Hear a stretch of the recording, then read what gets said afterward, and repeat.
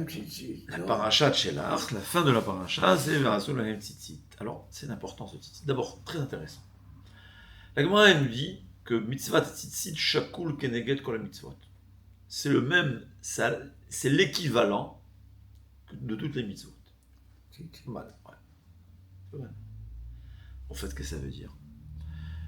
Chaque seconde qu'une personne met les tzitzit, il accomplit une mitzvah qui a le même poids que tous les 613 mitzvot. Dire à Volbé, aujourd'hui, on ne peut pas faire korbanot. On pas de korbanot. Il y a beaucoup de mitzvot qu'on ne peut pas accomplir. Ouais. On n'est pas Kohen. On n'a pas de terrain. On est en France. On ne peut pas accomplir les mitzvot qui dépendent de la terre. Akadosh Baruch Hu, dans sa gentillesse, il nous a donné une mitzvah de tzitzit. Tu l'accomplis. Et quoi? Comme si tu as tout fait. C'est pas mal quand même. Et quoi? Et chaque seconde. Chaque seconde. Alors, est-ce que c'est chaque seconde ou pas? Je ne sais pas. C'est-à-dire, chaque unité de temps. Oui. C'est quoi l'unité de temps dans la Torah? C'est Rega. Rega, c'est un tiers de seconde. En vérité, selon certains avis, il y a 55 000 Regaim dans l'heure. L'avis le plus accepté, c'est environ 3 Regaim par seconde. Le temps de dire Rega. Rega Kememre. Le temps de dire que Rega, on fait les calculs, ça met un tiers de seconde. Donc au fait, c'est pas chaque seconde, chaque tiers de seconde, on fait une mitzvah. Ah, oui, C'est pas mal. Alors disons chaque seconde, quelqu'un il parle de tzitzit, il a 3600 mitzvot par heure, que chacune de ces mitzvot, chaque seconde, elle vaut 613 mitzvot. C'est pas mal, pas mal. Et combien ça lui coûte? Du pari. Et combien ça lui coûte? 20 euros, 30 euros. 15 euros. Pas mal. Bon, d'ailleurs, il faut faire attention quand on achète en Eretz les tricots prêts. Non, Il mais faut savoir que pour beaucoup de poskim, Alors, une comme les question. tzitziot sont faits à la machine, Hachem, ils disent il que nous a c'est pas donné valable, donc il vaut les- mieux toujours demander au vendeur de prendre des petits sites faits main. Il faut savoir. Hachem, il leur a donné la tzitzit. Donc, ils ont fait combien de regaim, combien pour... Avec tous ces mitzvot, ils n'ont pas été pardonnés. Pourquoi? Non, et il faut savoir, une mitzvah ne pardonne pas une avera. C'est deux calculs. Il y a des contradictions dans le Gemara, mais le Rama Mipano, la conclusion, Mais ils c'est sont qu'il y a venus. deux tonneaux. Il y a le tonneau des Attends, averot, le tonneau ils des sont mitzvot. venus. Il y a tchouva. Tchouva, ça annule une avera. Mais quelqu'un qui fait beaucoup de mitzvot, les mitzvot n'annulent pas la avera. La avera n'annule pas la mitzvah n'annule pas la avera. On arrive en haut, on paye nos dettes sur nos fautes qu'on a fait, Rahman al-Islam, et après on est récompensé pour notre mitzvot. Par contre, c'est écrit, voilà. C'est écrit, c'est Shakul Keneged pour la mitzvot. Et c'est écrit aussi, ça, cette faculté, tu prends la tzitzit, amen, ça te rappelle de mitzvot. Dit Rashi, parce que tzitzit en Gematria, ça fait 608, plus 600, je m'excuse, tzitzit ça fait 600, plus 8 fils, plus 5 nœuds, ça fait tariag. Alors tu te rappelles, il faut comprendre ça. Par contre, ce que la Gemara nous dit, que les tzitzit, ils ont cette faculté de nous protéger de la havera. La havera, en général, ça veut dire la luxure. C'est la faculté. La Gemara raconte une Masechet Menachot. Une drôle d'histoire. Mais la Gemara elle raconte, donc je me permets de la répéter. Il y avait une fois un élève de Rabbi Chia qui avait fait la plus belle femme du monde qui malheureusement elle se faisait payer. Ouais. Il arrive chez elle, à Rome, je ne sais pas quel pays c'était, apparemment, avec un gros chèque, parce qu'elle était très demandée, très très belle, la Gemara a dit. Et quand cet élève-là se déshabille pour fauter avec cette femme, les tzitzit y viennent et ils lui ont giflé. Il a reçu, il a compris, il s'est retenu. Il a dit à la jeune femme, je fais tes chouvas, je pars. Elle lui dit quoi? Qu'est-ce que tu as trouvé de moche en moi? Il lui a dit, sache, j'ai vu aucune une fille aussi belle que toi. Mais on a une mitzvah qui s'appelle tzitzit. Il y a 2 filles témoins, ils sont venus, on est témoins de ta faute, et ils m'ont averti. Et j'ai retenu, j'ai fait chouvas. Bon, elle a entendu ça, elle dit, comment tu t'appelles? Telle et telle, où tu étudies, telle et telle yeshiva. C'est écrit, elle a été tellement choquée de voir ça. Elle aussi, elle a fait tes chouvas. Qu'est-ce qu'elle a fait? elle a vendu tous ses biens. Un tiers, elle a payé aux autorités pour qu'elle laisse partir. Un tiers, elle a donné à la tzedaka, ça c'est écrit, pour qu'on lui pardonne, qu'Hachem lui pardonne nos fautes. Et un tiers, elle a pris avec elle, et elle est venue à la yeshiva de Rabbi Chia. Elle a dit, Rabbi Chia, je veux devenir juive. Elle a dit, tu veux devenir juive? Tiens, tu veux te marier avec quelqu'un? Elle dit, oui, mais voilà l'histoire. La raison pour laquelle je veux me convertir au judaïsme, c'est parce que j'ai vu ce miracle. J'ai vu un juif qui peut résister à la tentation. Ça m'a fait éveiller. J'ai décidé de devenir juif.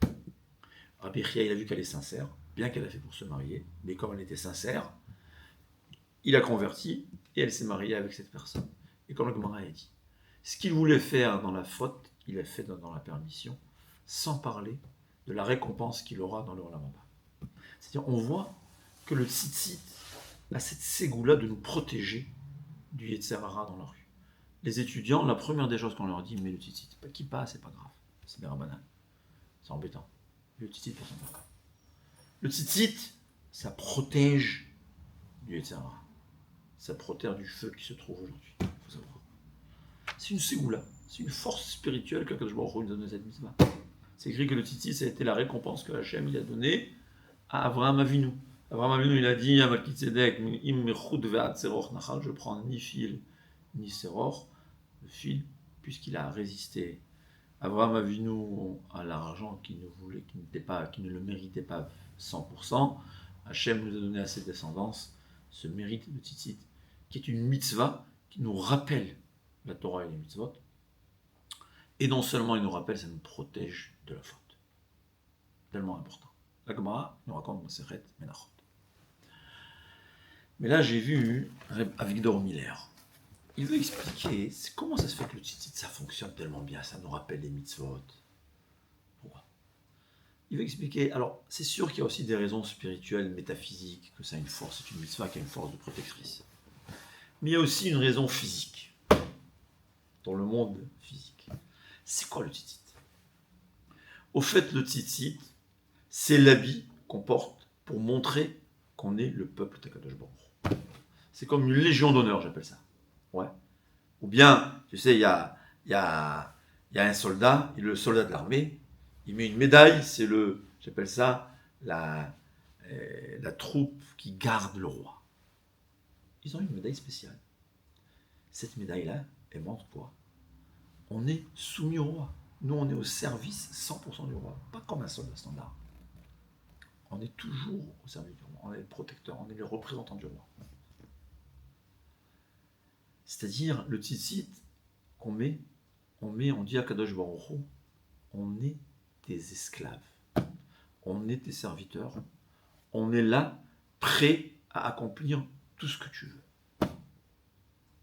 C'est ça le tzitzit. C'est un habit qui montre le fait qu'on est soumis à Kadosh Baruch Hu. Soumis à Kadosh Baruch Hu, le vrai Dieu. Et quand quelqu'un fait le tzitzit, à tout moment, il accomplit. Il dit, ça le rappelle, c'est comme ça. C'est pour ça, je pense, que c'est pour ça que c'est écrit, c'est Shakul Keneged dans la mitzvot. Parce que en fait, quand je mets le tzitzit, je dis, Akadosh Baruch Hu, je suis ton esclave. C'est comme quelqu'un qui a il a ce qu'on appelle les habits de l'armée, les habits de soldats, l'uniforme. Il a un uniforme qui montre, je suis au service constant d'Hachem. C'est un uniforme. C'est un uniforme qui montre, quand je mets l'uniforme, dès que je mets l'uniforme, même si je n'ai pas eu l'occasion d'accomplir toutes les mitzvot, mais j'ai montré, par le fait que j'ai porté cet uniforme, je suis soumis à Kadosh Baruch Hu. Je suis là pour être au service de Kadosh Baruch Hu. Je ne suis pas là seulement pour mes plaisirs, je ne suis pas là, je suis là pour Hachem. Le fait même de montrer ça, c'est comme si j'ai accompli toutes les mitzvot. Je suis prêt à faire tout. Et non seulement je suis prêt à faire tout, ça me donne cette force de pouvoir résister aux tentations, de résister. Il faut savoir. C'est ça le tzitzit. D'ailleurs, la kippa, c'est à peu près la même chose. J'ai vu l'histoire, il y avait une fois, il y a 50 ans, 60 ans, il y avait le président, comme ça, il y avait un élève qui était Rosh Yeshiva aujourd'hui. Il avait 8-9 ans, très jeune. Et il était à Washington, et il y a le président qui le voit. Il lui dit, pourquoi tu mets la kippa? Il dit, c'est mon père qui m'a dit. Il dit, pourquoi? Il a dit la kippa, ça veut dire il y a Akadosh Baruch Hu au-dessus de ma tête. Il voit tout ce que je fais. Et il note, il sait ce que je fais. Que je fais qu'une bonne action, il le sait. Je fais une mauvaise action, il le sait. Il a raconté que c'était une photo, il y a cette photo dans les journaux, avec le président des États-Unis, je ne me rappelle pas c'était lequel, qui parle à un enfant de 8 ans, un juif, avec les paroles qu'il a dit. C'est ça la kippa. La kippa, ça veut dire, il y a Akadosh Baruch Hu au-dessus de moi. D'ailleurs, la kippa, c'est écrit que c'est une ségoula pour la crainte de Dieu. La Gemara a dit dans ma Masechet Shabbat qu'il y avait une femme, on lui a dit que ton fils, il est né voleur. Il y a 3% de la population, ce qui paraît comme ça, j'ai vu les criminologues qui disent, 3% de la population qui naissent voleurs par leur nature. Pourquoi? Il faut comprendre pourquoi. Mais ça ne veut pas dire qu'on ne peut pas résister.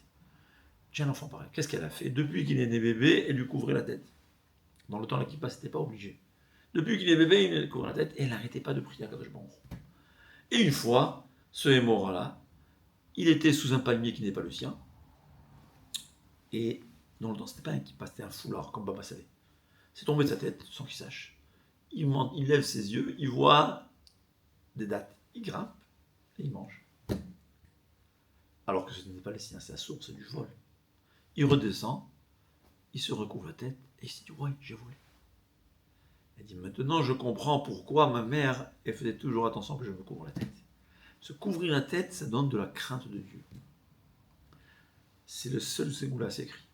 Quelqu'un qui a la kippa, c'est la crainte de Dieu. Quelqu'un qui a le tzitzit, c'est l'uniforme qui dit, je suis Hachem, je suis là pour toi. Je suis là, ton serviteur. Je suis là, le but pour lequel je suis venu sur terre, c'est pour accomplir ta volonté. C'est ça le tzitzit. Shakul keneget kol mitzvot. Combien? Pour 20 euros. Pour 30 euros. C'est ça. Trop chaud, la laine, eh bien prends en coton. Et en plus, on s'habitue. Ouais, rien, ça vaut la peine. Chaque seconde. Le Gaon, qu'il étudiait jour et nuit, 2 heures par journée, il dort. Tout le reste du temps, Avodat Hashem. À sa mort, il s'est mis à pleurer. Il n'a pas pleuré pour les autres. Il a pleuré, il a pris les tzitzit, il a dit, je quitte un monde qui, avec 20 euros, je ne sais pas d'entendre combien de zloty, je ne sais pas combien ça coûte, je peux accomplir une mitzvah constamment, tout le temps. Pour rien. Avec rien. On quitte un monde où quelqu'un il dit tu marches, c'est comme si c'était quelqu'un. Tu travailles, tu marches, tu es payé. Hein? On te met une médaille. Chaque fois que tu mets la médaille, on te paye 20 euros de la minute. Ça vaut la peine. Le Rav, il avait beaucoup de talit katan. Rav Scheinberg. Il avait des dizaines de talit. Personne ne sait exactement la raison pour laquelle il le faisait. Il n'a jamais voulu le dire. Pourquoi il était ça? Mais je sais que parce que nous avons fait un Sefer Torah pour mon père, Zechronat Diklebracha, et mon frère, mon jumeau, mon neveu et mon neveu, et un de mes neveux, il connaissait bien ce Rav. Ils ont été chez lui avec le Sefer Torah. Il a écrit une lettre. Très intéressant. C'était quelqu'un, mais on ne sait pas exactement pourquoi il a fait ça. Mais en tout cas, voilà. C'est ça, Hachem, il nous dit, je vous ai donné 2 mitzvot, la kippa, la crainte d'Hachem, les tzitzit, je suis soumis. Et quand tu vois ça, tu te rappelles, ça te donne les forces d'accomplir la Torah et les mitzvot. Mais mieux encore, là on a dit que c'est l'uniforme qui montre que je suis un soldat d'Hachem. Mais moi, pour moi, les tzitzit et la kippa, c'est aussi une légion d'honneur. Je suis fier de ça. Au début, quand j'étais avec la casquette, je cachais mes tzitzit. Pas parce que j'étais gêné, parce que par principe, je pense qu'on ne doit pas être différent de l'endroit dans lequel on se trouve. Mais après, j'ai changé de programme. Pourquoi? Parce que je me suis aperçu que malheureusement, les Juifs ont manque de fierté de notre judaïsme.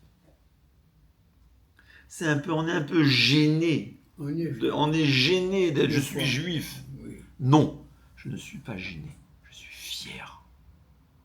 Je suis pas fier parce que je suis mieux que les autres. Je suis fier parce que je suis le serviteur d'Hachem. Je suis fier parce que j'ai la crainte d'Hachem. C'est ça le gros problème. Il y avait la communauté syrienne aux États-Unis. Ils ont presque zéro assimilation. Non. Presque pas d'assimilation. Ils ont tout le monde chômé, ma soeur. Quand on dit traditionnel plus. Pourquoi? Ils sont fiers de leur judaïsme. C'est leur gave. Pour eux, quelqu'un qui n'est pas juif, quelqu'un qui n'a pas cette chance de connaître Akadosh Baruch Hu, qu'est-ce qu'il vaut? C'est un professeur, et alors? Professeur qui ne connaît pas Hachem, qu'est-ce qu'il vaut? C'est ça, notre fierté. Et d'ailleurs, depuis que je me la kippa, elle est ici, au contraire. Je crois que l'égoïsme te respecte plus. Parce que quand tu es fier de ton judaïsme, quand tu es honteux, tu es gêné de ton judaïsme, si toi tu ne te respectes pas, parce que tu es juif, pourquoi un non-juif va te respecter? Mais quand tu te respectes, je m'en vais avec. Alors je dis pas dans les endroits dangereux, c'est une autre chose, mais pas dangereux. Je prends le risque, on me maudit, on m'a jamais maudit. Pour l'instant, on m'a que béni. Même des goïms te bénissent. Des gens, des noirs, je ne sais pas que c'est un juif, shalom. Les gens te regardent avec respect. Parce qu'eux, ils savent, parce que même un goï connaît la vérité. Ils savent la vérité. Même s'ils ne veulent pas se l'avouer. Ils savent. Un juif, c'est quelqu'un J'avais qui est le magasin à Hachem. côté d'une église évangélique, des Noirs. Il venait chez moi, il me dit, moi, nous on vous attend, vous êtes la bénédiction de la terre. Celui qui est bien avec vous, il réussit. Mais Varecher, c'est le pasouk. C'est ce que Hachem vient de dire avant. Les Arabes, ils sont bêtes, ils ne veulent pas, ils veulent être contre vous. C'est pour ça qu'ils jamais, avec tous les millions de personnes, ils n'ont rien du tout. Comme ça, voilà, il connaît la vérité. C'est incroyable. C'est incroyable. C'est comme ça. Tu es fier de ton judaïsme. C'est pas que ça, je fais ça pour les autres juifs. Je veux qu'un juif dans la rue, il me voit à kippa et tzitzit. Il se rappelle. Des fois, il va se rappeler, il va dire, ah, j'aurais envie, je voudrais être comme lui. Oui, et des fois, il se dit, ah, il m'énerve. Mais au moins, il se rappelle qu'il est juif. C'est vrai ça. Et hier, je te dis, moi, j'ai mon élève, il m'a dit, il n'est pas été à Lidl. Et il y a une femme qui m'a dit, ah, vous êtes juif, ils savent pas un truc. Ah, j'ai 2 filles, j'aurais voulu qu'ils soient en contact avec la communauté. Ça ne fait que du gars. Quel Kiddush Hashem savait s'il y avait tous les médecins, tous les avocats? Qu'est-ce que tu as? Bon, alors je ne sais pas, là où la loi interdit, la loi interdit. Mais là où la loi n'interdit pas, avec ses tzitzit, avec sa kippa, quel Kiddush Hashem c'est? Pourquoi aux États-Unis, les médecins, ils sont avec une kippa noire? C'est un médecin. Au contraire, parce qu'en bon, Hashem, le juif, on est sérieux. Tu donnes de la valeur à Kadosh Baruch Hu. Quand un médecin il a une kippa, et c'est un bon médecin, qu'est-ce que les goïms disent à Kadosh Baruch Hu? Ils disent éloge à Kadosh Baruch Hu. Ils font Kiddush Hashem. Quand tu caches ta kippa, tu es gêné, même s'ils savent que tu es juif, et même s'ils se disent ouais, c'est des juifs, mais beaucoup moins. Parce qu'au fait, tu manques de fierté de ton judaïsme. C'est ça le problème. On manque de fierté. On est fier d'être juif. Oui, on est fier d'être soumis à Kadosh Baruch Hu.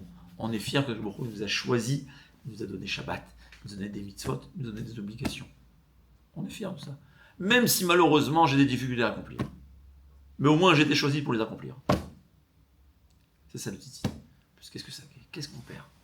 Il faut savoir, en avera mechaba misa. Quand j'étais jeune, Rav, si j'ai pas de kippa, je mets le tzitzit. Quel rapport? J'ai 2 affaires. Une, j'ai décidé de ne pas la faire. La deuxième, je fais. Alors, si je fais pas une affaire, je fais pas la deuxième. Hein? J'ai 2 magasins. Rav, j'ai 2 magasins. Il y a un, il marche pas. Alors, je ferme le magasin qui marche. C'est quoi cette histoire-là? Tu as 2 mitzvot. Une indépendante l'une de l'autre. Même filine, j'ai seulement un, je mets un et pas l'autre.